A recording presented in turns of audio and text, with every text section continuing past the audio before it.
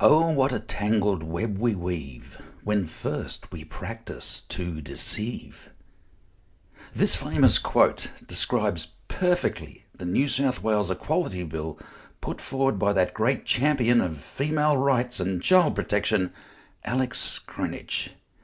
And not only is the bill based on a tangled web of lies and deception, it's also full of Trojan horses, each seemingly innocent wooden pony concealing yet another activist-led attack on child safeguarding and the sex-based rights of girls and women. If we were to sum it up in a single sentence, this bill inadvertently enshrines into New South Wales law a form of discrimination against women, girls and LGB folk.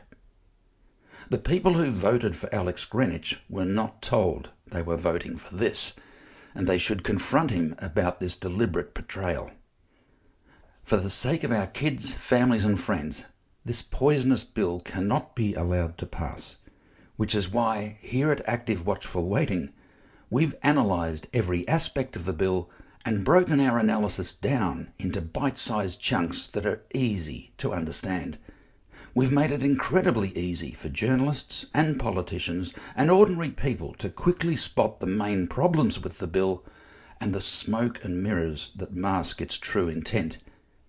In the future, as this whole scandal is increasingly exposed, no one we've alerted on these issues will be able to say they didn't know or they weren't warned.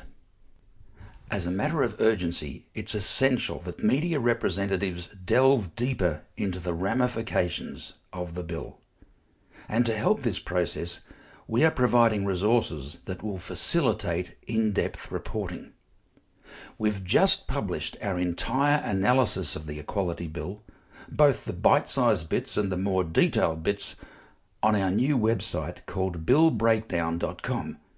You'll find the link in the description. You'll also find our detailed rebuttals to false claims made during the hearing, claims put forward by Greenwich and other entities who are hell-bent on making life worse for women, families and children. The emotional blackmail often used to advance the rights of gender identity advocates must stop. To give you a snapshot of the main dangers of this bill, here are some snippets from our recent media release. In a detailed examination of the proposed Equality Bill by MP Alex Greenwich, Active Watchful Waiting reveals significant discrepancies between public testimonies and the actual amendments proposed. These changes could drastically reshape the legal and social landscape of New South Wales.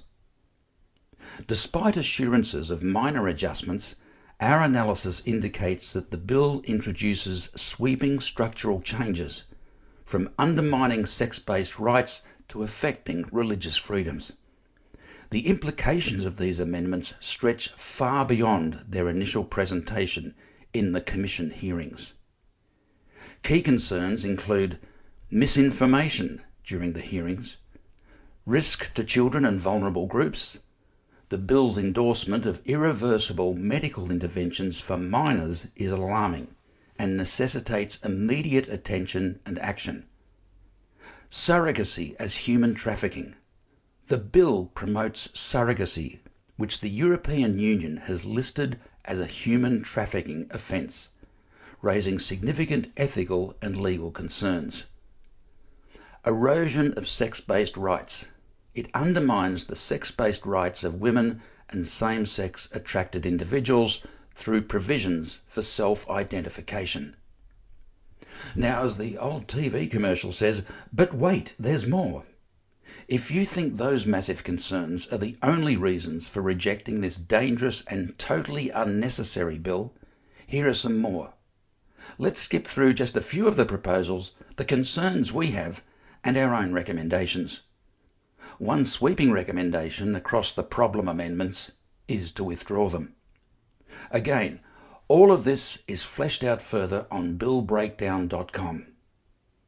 Okay folks, fasten your seatbelts, here we go.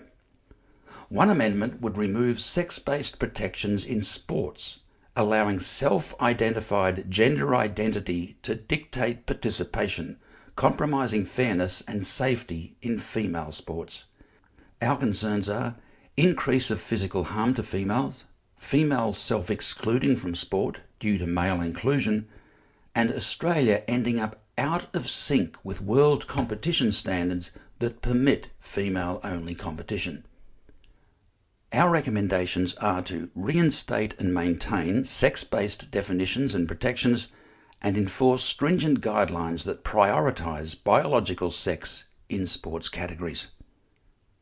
Another amendment would see simplified self-declaration of legal sex undermine the authenticity of public records and erode sex-based protections, thus entrenching discrimination against females and LGB in New South Wales law. We recommend prohibiting changes to legal sex based on self-declaration and retaining sex markers on birth certificates and other official documents to ensure accuracy in identification and statistical data. Another amendment would lower medical consent age and reduce parental oversight in so-called gender-affirming procedures for minors.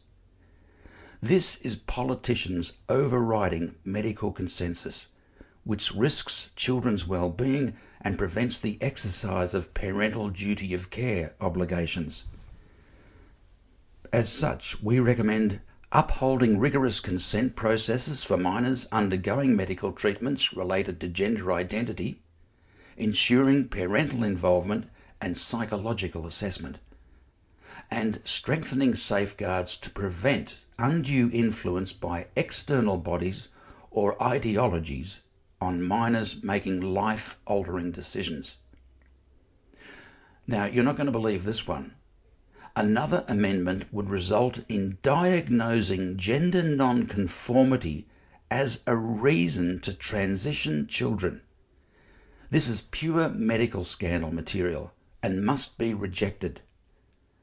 Greenwich's wish list continues, with an amendment that would compromise court security protocols by allowing individuals to choose search officers based on self-identified gender identity, affecting the privacy and safety of both security personnel and the public.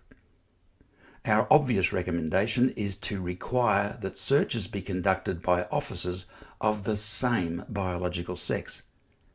A similar amendment would see search protocols in correctional facilities also based on this completely pseudo-scientific notion of gender identity. Utter madness. Make no mistake, a lot of these proposed changes are about creating a special class of people based entirely on their own feelings. So what else does Alex want, I hear you ask? Well, how about special government employment categories for intersex and transgender persons? And mandating employment quotas based on gender identity, which would lead to reverse discrimination. Our recommendation? Maintain merit-based employment practices without imposing quotas for unverifiable identities to ensure fairness and equality in government sector employment. The people of New South Wales need Alex Greenwich to answer some hard questions, such as, why, Alex, are you trying to create a special class of suspect or prisoner who will not be subject to the same conditions as every other prisoner? And why, Alex, are you in favour of the human trafficking of infants? Purchasing humans is against international law. But wait, there's more, which you can find over at billbreakdown.com. To sum up, Greenwich's amendments propose significant shifts away from established legal norms that prioritise biological sex, a critical component for ensuring fairness, safety and privacy. By attempting to supplant biological sex with concepts of gender and gender identity, which are inherently subjective and unverifiable, the bill risks eroding the very fabric of legal protections designed to safeguard the most vulnerable members of society. This erosion will not only reduce women's spaces and rights, but also compromise child safety and the integrity of the family unit. The people of New South Wales did not vote for any of this, none of it, and their representatives in Parliament must respect the will of those people by saying no.